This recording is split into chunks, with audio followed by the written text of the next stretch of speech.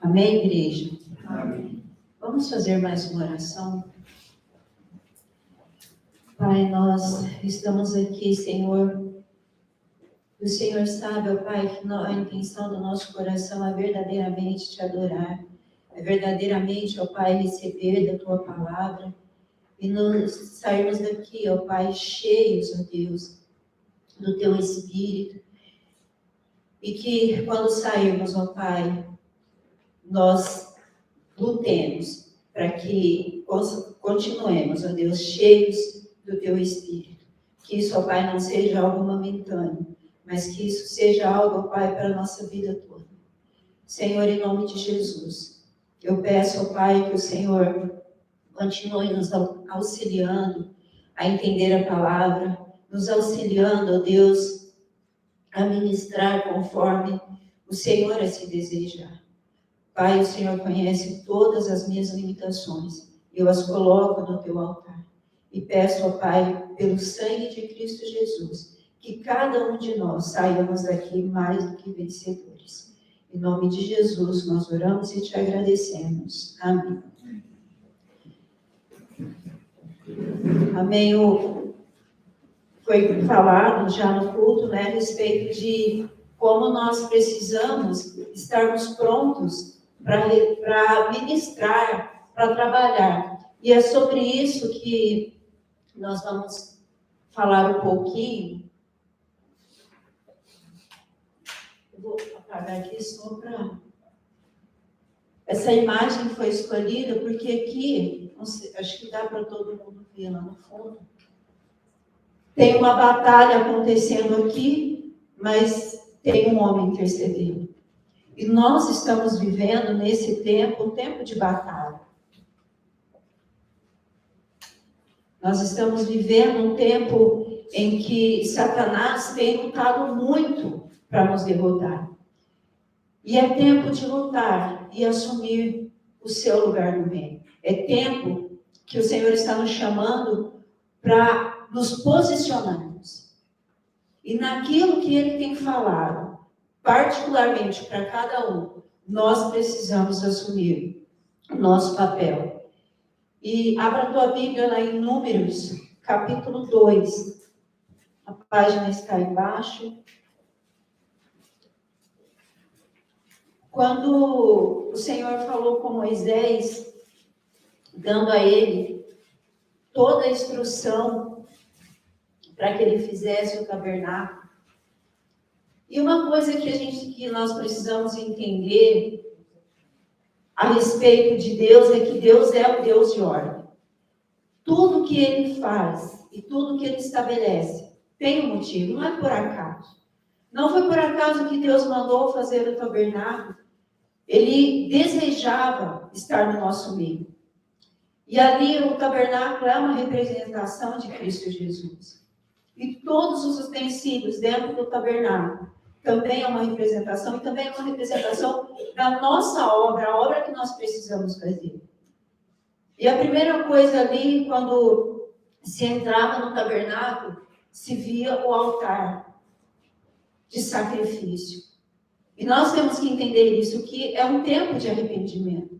É um tempo que o Senhor ainda está nos dando para que nós nos arrependamos dos nossos pecados e coloquemos a nossa vida em dia, ainda, enquanto ainda há tempo. E aí, quando Deus mostrou para Moisés lá no monte, Ele mostra tudo para Moisés, como seria o tabernáculo, todos os detalhes que Deus havia estabelecido. Aí no verso 1, diz assim: aí Deus mostrou o tabernáculo, falou que como Moisés deveria colocar, e quando estava estabelecido o tabernáculo, Deus falou assim: agora eu vou estabelecer como as tribos vão estar ao redor desse tabernáculo. E até nisso o Senhor teve o detalhe de dizer aonde cada tribo deveria ficar. E no capítulo 2, verso 1, e o Senhor falou a Moisés e a Arão, dizendo: a cada filho de Israel armará a sua tenda junto à sua bandeira, sua própria bandeira, com insígnias da casa de seus pais. E ao redor do tabernáculo da congregação armarão suas tendas. Então, nós sabemos que essas 12 tribos eram a representação dos 12 filhos, dos filhos de Jacó, e só que aqui vai entrar, tira José, como José, ele recebeu uma porção dobrada ali, então entra ali os filhos dele, que foi Efraim e Manassés. E ali Deus começa a estabelecer como cada um, e aqui é mais ou menos como ficava o tabernáculo e as tendas das tribos estabelecidas aqui. Então ficou assim, à frente do tabernáculo, foi estabelecido que a tribo de Judá, de Isacar e Zebulon ficasse à frente. Depois, ao lado, ficava Rúben, Simeão e Gade. Mas ao fundo ficava os 2 filhos de José, Efraim e Manassés, e Benjamim, o irmão mais novo. E depois ficava a tribo de Dan, Aser e Naftali.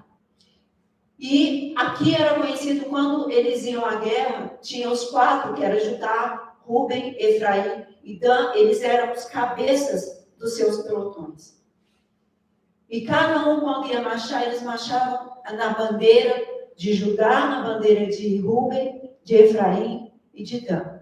E ao redor, mais próximo ao tabernáculo, tinha a tribo de Levi, que eles não receberam terras, mas eles tinham uma responsabilidade grande. E à frente estavam Moisés, Arão e os sacerdotes, que eram os descendentes diretos de Arão, porque Arão foi o primeiro sumo sacerdote. Levi, ele teve 3 filhos, que foi Gerson, Coate e Merari. Moisés e Arão, eles eram descendentes dos coatitas. E aí ao lado ficavam os meraritas, que eram conhecidos, os coatitas e mais ao fundo os gersonitas. Cada um deles tinha uma responsabilidade. Moisés era o líder, Arão e os seus filhos, eles faziam o serviço no templo. Só que quando eles tinham que armar e desarmar o tabernáculo, porque às vezes a gente tem a ideia de que eles chegaram ali e ficaram ali no mesmo lugar durante 40 anos, e não foi assim. Durante esses 40 anos, eles se movimentaram. Então, quando eles tinham que se movimentar, havia os filhos de Levi, só eles podiam estar trabalhando aqui no templo. Então, os filhos de Gerson, eles tinham a incumbência de pegar ali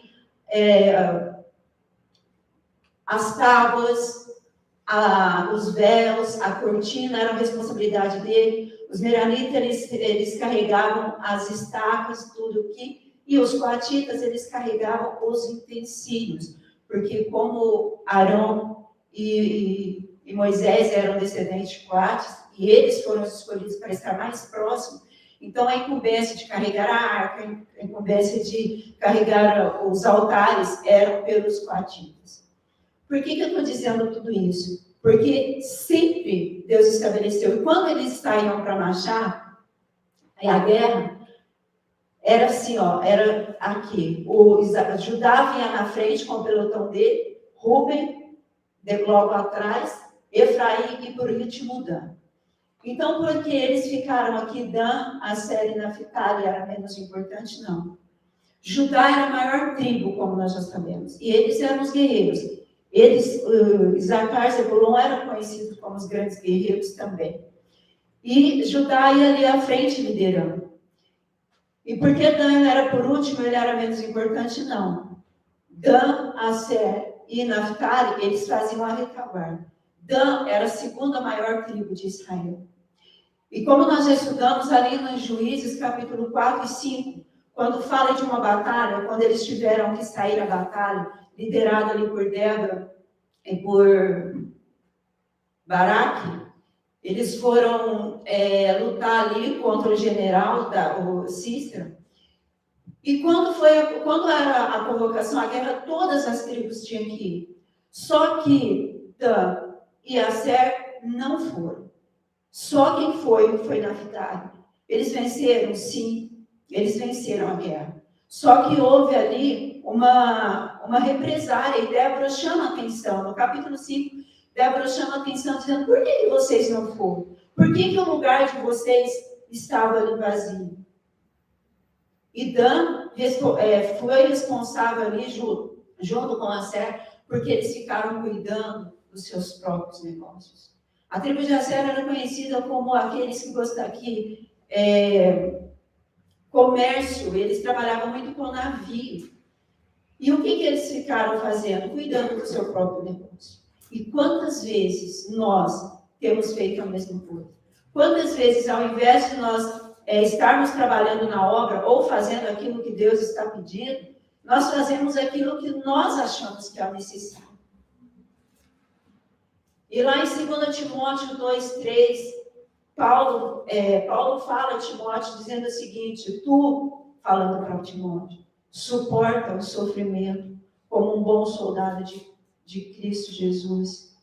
Ninguém que milite se embarace com negócios desta vida, a fim de agradar aquele que o escolheu para ser soldado. Portanto, sofro todas as coisas por causa dos eleitos.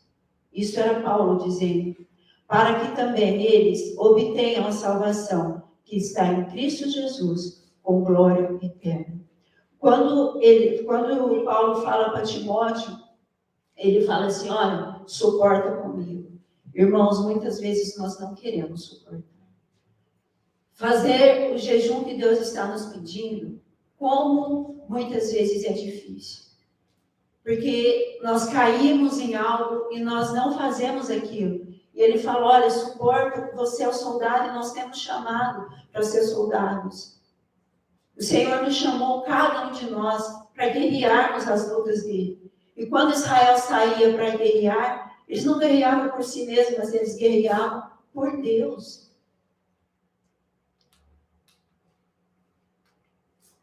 E aqui, falando em Mateus 11:12, diz assim: e desde os dias de João, o Batista, até agora, o reino dos céus sofre violência, e os violentos o tomam pela força.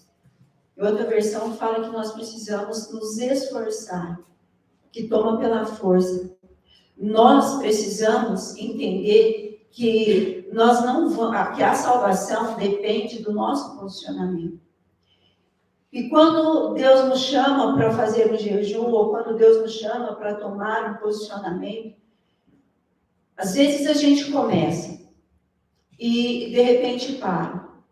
Quando foi falado a respeito do jejum, eu comecei a fazer lá em final de março, e depois eu fiz um jejum, depois eu terminei, e logo em seguida eu já comecei o outro, e esse outro terminou há poucos dias, e eu estava com vontade, dessa última vez eu tirei todo tipo de açúcar, só fazia uso do mel, e eu tirei tudo. E eu estava com muita vontade de comer o doce, mas o doce, como a gente já sabe, não é com açúcar branco, mas é com açúcar de coco, essas coisas. Eu estava com muita vontade. E estava terminando, eu falei: Deus, meu aniversário está chegando aí, eu não vou renovar por enquanto. Vou deixar passar, depois, aqui, uns dias, aí eu como e depois eu faço o jejum novamente, que o Senhor está me pedindo. E eu simplesmente falei para Deus, eu não perguntei para Deus se sim ou que não, eu simplesmente disse. E também outra coisa o diabo colocou na minha cabeça, porque na primeira vez que eu fiz o jejum, eu recebi algumas respostas do Senhor. Porque há muito tempo eu perguntava para o Senhor qual era o meu propósito, qual era o lugar que eu ocupava dentro do reino. Já há alguns anos eu perguntava isso para o Senhor, e ali na primeira semana de março, ali no começo de abril, o Senhor falou comigo, o Senhor me deu uma resposta. E ele me disse que o meu lugar no reino era de ser intercessora e escudeira pela vida da pastora e da liderança. mas principalmente pela vida dela. E há um tempo atrás, eu não sei se são 7 anos atrás, eu preguei sobre isso, sobre ser escudeiro do seu líder. E naquela época, eu assumi, eu falei, Deus, eu quero. Se o Senhor está me chamando, eu quero e eu vou assumir esse lugar. Então, esse lugar era o meu lugar no reino particular. E eu vinha exercendo esse chamado do Senhor, em estar intercedendo, em estar sendo escudeiro e tudo. E quando chegou agora, e aí passou nesse segundo jejum, o Senhor não falou nada. Mas o Senhor, muitas vezes não, o Senhor sempre nos prova em relação a isso. E às vezes ele não fala nada porque ele quer ver o nosso posicionamento. E o diabo colocou na minha cabeça e eu aceitei dizendo que o jejum não estava sendo tão eficaz assim. E como já que não estava sendo eficaz, eu estava para terminar o jejum e eu queria comer, fazer a minha vontade, o que eu fiz? Eu simplesmente não. E aí a Rogéria perguntou o que queria, eu falei, eu quero aquele doce que você faz. E ela fez. E só que quando ela me entregou, e a pastora me perguntou, falou assim, mas o Senhor permitiu que você comesse? Eu falei, ele não falou nada não. Ela falou, não falou, você não perguntou. Eu fiquei quieta. E a partir dali eu falei, mas eu já tinha comido e passou. Não, eu comi depois. E quando foi no outro dia, conversando, só que aquilo ficou na minha cabeça. Eu falei, Deus, eu vou comer e depois a gente vê o que acontece. Desobediência. E quando chegou no outro dia, a gente conversando, e a pastora falou, brincando comigo, falou assim, se santifica. E ela contando algumas coisas do que estava acontecendo com ela e tal. E ela falou, olha, se santifica, porque a minha retaguarda está desguarnecida. Isso é tudo responsabilidade minha? Claro que não. Mas o que o Senhor quer que nós entendamos, e o que eu entendi é assim, aquilo que cabe a mim, eu tenho que fazer. E aí ela contou, quando ela me disse aquilo, me veio aí eu entendi o erro que eu tinha cometido. Porque eu não perguntei ao Senhor, eu não fui aos pés do Senhor, e eu fiz a minha vontade. E qual era a minha vontade? Era satisfazer e comer o doce que, afinal de contas, fazia muito tempo que eu não comia. E eu comi. E quando ela me disse isso, eu falei, Deus, eu entendi. E eu fui para casa, e eu pedi perdão, conversei e falei, Senhor, mas será que é tudo isso? O Senhor falou, é. E aí o Senhor me lembrou do meu chamado, que tanto tempo eu perguntava para Ele, qual é o meu lugar? O que o Senhor tem particularmente para mim nesse tempo? E o Senhor me disse. E essa resposta eu recebi do Senhor através de uma mensagem. Quando foi dito, olha, você foi chamada para um propósito grande e importante, você aceitou. E aí, quando eu vi, eu falei, Deus, como é importante. Como é importante. Eu senti, algumas vezes eu já disse isso aqui, irmãos, é importante a gente assumir o nosso papel. Só que quando você vive e você entende, naquele momento, eu tive a consciência do meu erro. Eu disse, Senhor, eu estou me santificando. E eu fiz o jejum novamente. Eu disse, Senhor, olha, eu vou fazer esse jejum por tempo indeterminado. Eu não coloquei tempo para o Senhor. Porque depois, no sábado, eu fui conversar com os pastores, e aí uma coisa que ela me disse, ela falou assim, olha, se você estava com vontade, aí sim que você tinha que lutar contra. Não era simplesmente ir e comer. E eu entendi isso do Senhor. Irmão, se você, mulher, não faz aquilo que Deus fala para você fazer, edificar o seu lar, há uma responsabilidade sobre você. Você, homem, que não faz o que o Senhor está dizendo para você, como sacerdote do seu lar, há uma responsabilidade sobre as suas costas. Se você, jovem, filhos, crianças, não faz aquilo que o Senhor está fazendo, há uma responsabilidade sobre cada um de nós. Todos que estão aqui nesse momento. tem entendimento disso, de quanto o Senhor está falando conosco e quanto é sério o fato de assumirmos o nosso posicionamento. Estamos numa guerra. E o soldado, quando está na guerra, se ele não se posiciona, o que acontece? Ele vai ser ferido e pode até virar óbito. Pode morrer no meio da batalha. Então, nós precisamos realmente saber, Ezequiel 34 fala da nossa responsabilidade como aqueles que levam a palavra, aqueles que proclamam a palavra. Se nós não fizermos do modo correto, o sangue das pessoas, às vezes o sangue da sua família, dos seus filhos, do seu esposo ou dos seus parentes, se você não estiver santificado na obra e no teu papel diante daquilo, o sangue vem sobre você. E no comentário sobre isso, ela aqui fala, a palavra de Deus, as verdades de Deus, nesse tempo, elas estão sendo bombardeadas constantemente. Constantemente. Nós temos visto muitas abominações. Só que nós precisamos estarmos prontos e aptos a também enfrentar, assim como eles têm bombardeado as pessoas, as crianças, as pessoas lá fora falando a respeito de ideologia de gênero e um monte de outras coisas, nós precisamos nos posicionar em Cristo, sem espírito de crítica, sem acusação, mas dizendo o que a palavra diz. Então, nós precisamos também ser incisivos nisso, dizendo, olha, acontece assim, assim, assim. Deus fez assim, assim. Mães que têm filhos pequenos, incute na mente dos seus filhos que Deus fez o homem e fez a mulher. Porque na escola, eles estão sendo bombardeados com essa questão de que eles podem escolher. Então, é um papel difícil, trabalhoso? Sim. Mas se você quer ver o seu filho no caminho do Senhor e na presença do Senhor, você tem que assumir o seu papel de mãe. O pai também.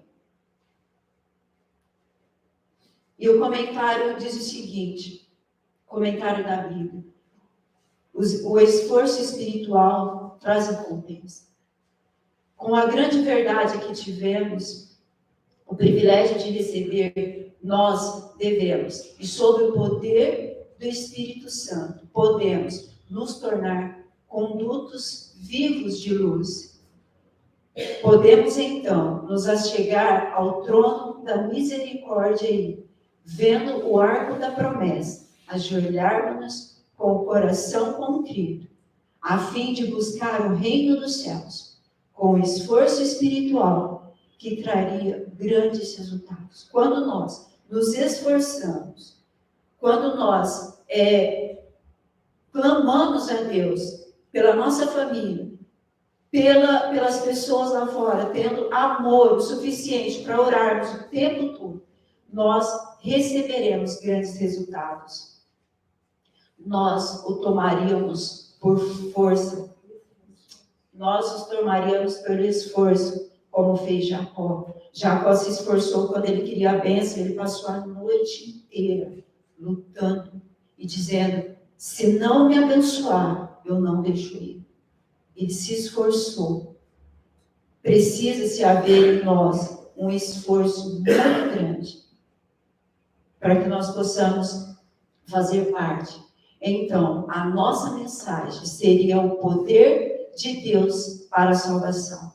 Nossas súplicas seriam cheias de fervor, cheias de percepção da nossa grande necessidade e não seria negado. No culto de quarta-feira terminou falando que ainda nos falta ainda perseverança nas orações, na intercessão pela evangelização na cidade. Ainda nos falta isso.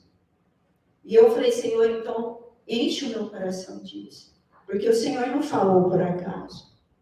Então, enche o meu coração desse amor pelas vidas lá fora. O amor pela minha família. A verdade seria expressa pela vida, pelo caráter e por lábios tocados pela brasa viva do altar de Deus. Isaías, quando ele se viu, ali no capítulo 6, quando ele se vê no meio de um povo pecador, no meio de muitas abominações, e Deus pergunta, quem vai? Ele diz, eis-me aqui. Só que antes houve uma santificação. Ele fala, Senhor, eu sou um homem de impuros lábios, toca meus lábios. Naquele momento o anjo tira uma brasa viva do altar e toca em seus lábios. E ali ele foi purificado. Nós precisamos pedir isso. Nós precisamos ter lábios purificados pela santidade do Senhor. Nós precisamos ter vidas tocadas pela santidade do Senhor. Efésios, Paulo diz de novo, rogo-vos, pois eu, prisioneiro no Senhor, que andeis como é digno da vocação com que foste chamado. Nós ainda nem passamos pela grande perseguição. Temos visto aí algumas coisas, às vezes no trabalho, às vezes na família, mas aquela grande perseguição nós ainda não passamos. Mas eu creio que isso está muito próximo de acontecer. Então, Paulo fala, irmãos, eu rogo, e Paulo aqui estava preso. Nenhum de nós ainda fomos presos, a não ser pelas correntes do diabo, que muitas vezes tem nos aprisionado por causa das sutilezas do diabo, por causa dos enganos. Nós temos nos deixado sermos aprisionados. E o soldado, quando ele se permite isso, e ele não tem essa perspectiva de que eu vou sair daqui, eu vou sair dessa prisão, ele fica estacionado. Às vezes tem muitos soldados, eu estava lendo um comentário que dizia isso, às vezes tem soldado que ele está ali na batalha, mas ele não sai do lugar, por causa das dificuldades, ele vê ali um inimigo maior, ou mais poderoso, ou militarmente mais armado do que ele, e ele não sai do lugar, ele não cresce, ele não evolui. Não há nele marcas de uma guerra. Uma coisa que eu sempre percebo, às vezes, nos filmes, é assim, quando você começa o filme, assistindo, a pessoa está, principalmente filme de guerra, né? Ali o soldado está muito bem, mas quando termina, você vê uma pessoa totalmente marcada pela guerra, pelas coisas que ele passou. E nós precisamos ser. As provas que Deus tem nos dado, isso é para fortalecer o nosso caráter. É para fortalecer a nossa fé. Não é para reclamarmos ou continuarmos no mesmo lugar. É tempo desse soldado se fortalecer, se armar, colocar armadura e ir para o campo de batalha. Porque há uma batalha espiritual sendo travada constantemente. Quer queira, quer não queira. Existe essa batalha. Dela, assim como eu faço. E depois de tudo isso, depois que foi feito tudo exatamente como deveria ser, quando Moisés passou e ele foi examinar para ver se os utensílios estavam todos corretos, se todas as tendas estavam armadas dentro ali do seu limite. E uma outra coisa, tinha um tabernáculo, todas as tendas, elas tinham a porta voltada para o tabernáculo. Porque o tabernáculo ali era o símbolo de Cristo, era a presença de Deus ali. Então, a porta de todas as barracas, as tendas, era voltada para o tabernáculo. Nós precisamos, na nossa vida, dia após dia, voltarmos para Cristo. Nos enchermos dele. Encher desta água, como nós acabamos de ouvir. E aí diz assim, só depois disso, que ele passou a revista e ele viu que tudo estava conforme Deus havia ordenado, Moisés examinou toda a obra dos construtores, comparando-a com o modelo a ele mostrado no monte. e com as instruções que Deus e as instruções que de Deus receberam. Abre aí Êxodo 39.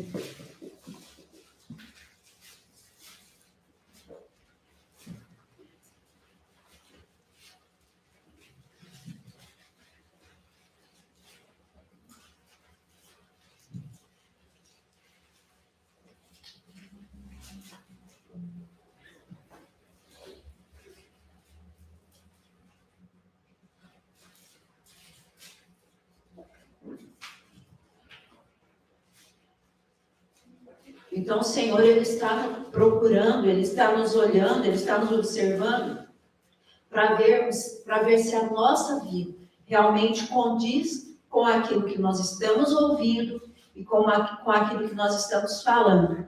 No verso 41, 39 e 41, diz o seguinte: conforme 42.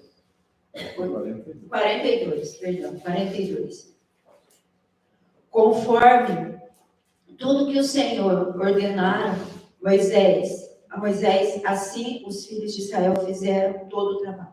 E Moisés viu toda a obra, e eis que eles o haviam realizado, conforme o Senhor ordenara, assim eles haviam feito. E Moisés os abençoou. Eles receberam a bênção, depois que estava tudo conforme Deus havia determinado. E aí continua dizendo assim: e quando estavam a contemplar aquela cena com a santificação, com a satisfação reverente, a coluna de nuvem pairou sobre o santuário e descendo o envolveu, e a glória do Senhor encheu o tabernáculo. Aqui, quando terminou tudo, e Moisés foi ali diante da congregação, todos estavam ali diante do tabernáculo. Moisés abençoou, e quando eles chegam ali, eles começam a contemplar a presença de Deus, porque Deus se fez presente ali no meio deles, porque Deus olhou e viu que estava tudo conforme ele ordenado. Então a presença dele, através da nuvem, desceu sobre o santuário. E houve uma revelação da majestade divina. E por algum tempo, mesmo Moisés não pôde entrar ali. Com profunda emoção, o povo viu a indicação de que a obra de suas mãos fora aceita. Não houve ruidosas manifestações de regozijo. Aqui isso me chamou muita atenção, porque o povo estava ali, era um povo numeroso, eles estavam diante da presença de Deus, Deus havia se manifestado ali, o próprio Moisés, nem ele pôde entrar durante um tempo ali, dentro do tabernáculo, porque Deus estava presente, e eles contemplaram, e diante daquilo ali, houve uma ruidosa satisfação, a obra que eles haviam feito, porque assim Deus havia ordenado. Eles perceberam que Deus havia aceito aquilo. Ruidosas manifestações de regozijo. O temor solene repousava sobre todos. Irmãos, será que o temor do Senhor tem repousado sobre nós, no solene? Nós estamos aqui na casa do Senhor, mas quantas vezes não há esse temor? São crianças saindo a conversas que não são necessárias naquele momento, e tudo aquilo, naquele momento, nesse momento onde nós estamos reunidos aqui, nós precisamos constantemente ter uma percepção de que a presença de Deus está aqui. Tem se falado muito, nós já ouvimos aí em relação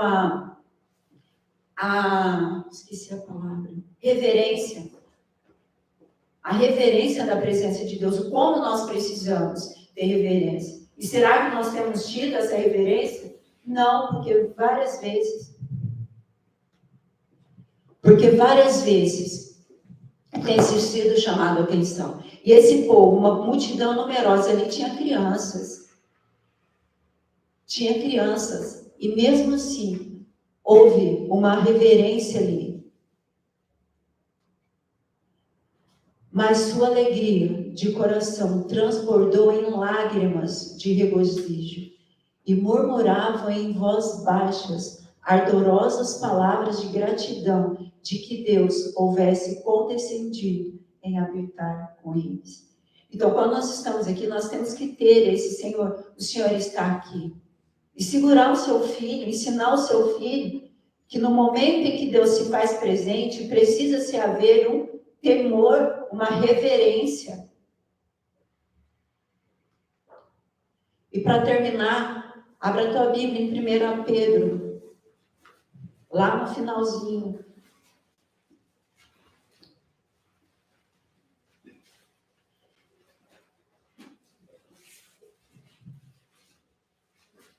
Como nós precisamos aprender a tomar o nosso posicionamento, a cuidar as crianças, ter a reverência na hora do culto, a não ser pequenininhos, porque aí não tem como, eles não têm entendimento, mas a partir do momento que a criança tem entendimento, precisa-se haver isso. 1 Pedro 5, nós vamos ler do verso 8 em diante. E aqui Pedro nos dá um conselho a respeito do por que eu contei o testemunho e por que eu caí, porque eu não fui sóbria e eu não fui vigilante. E olha o que o Pedro fala: sede sóbrios, sede vigilantes, porque o vosso adversário, o diabo, anda ao derredor, como um leão que ruge, buscando a quem possa devorar, ao qual resistiu firmes na fé, sabendo que as mesmas aflições se cumprem entre os vossos irmãos no mundo, mas que o Deus de toda graça, que nos chamou para a sua eterna glória por Cristo Jesus, depois de terdes sofrido um pouco, vos aperfeiçoe, confirme, fortifique e estabeleça. A Ele seja a glória, o domínio, para sempre e sempre. Amém. O Senhor diz: permaneça, siga aonde que Deus te colocou, qual é o teu propósito, faça, porque Ele vai nos aperfeiçoar. E aí, Ele nos aperfeiçoando, Ele vai nos confirmar. E nos confirmando, Ele vai nos fortificar e vai nos estabelecer. E nós precisamos nos estabelecer exatamente no local e no lugar aonde Deus nos colocou. Não queira o lugar do seu irmão. Não queira aquilo que não é para você. Mas aonde Deus te colocou, faça o que Ele está te pedindo. Cumpra a vontade de Deus. Saiba que você um dia estará diante do Santo dos Santos, que você vai estar de face a face, você vai estar face a face com Deus e com Jesus. E esse louvor fala a respeito de que o Santíssimo, fala de contemplarmos essa presença do Senhor, de termos esse temor, essa reverência, de nos portarmos na presença do Senhor com gratidão, com alegria, com regozijo, com reverência, com santidade. E o privilégio, obrigada, pastor, e o privilégio que é servir a esse Deus. Servir a um Deus que tem o prazer de estar no meio do seu povo. Servir a um Deus que nos amou de tal maneira que enviou o Filho dele por mim, por você e por aqueles que estão lá fora. Que privilégio nós temos. Que privilégio de termos sido chamados como soldados. Em 2 Timóteo, Paulo fala: aquele Jesus, foi Jesus que nos alistou, foi Jesus que nos escolheu. Veja isso, irmãos, com alegria. Não como, não, mas fala: Senhor, que privilégio, que Maravilhoso é servir, é estar na tua presença. E para isso, precisa haver uma santificação, dia após dia. Amém, igreja? Vamos ficar de pé e vamos adorar o Senhor.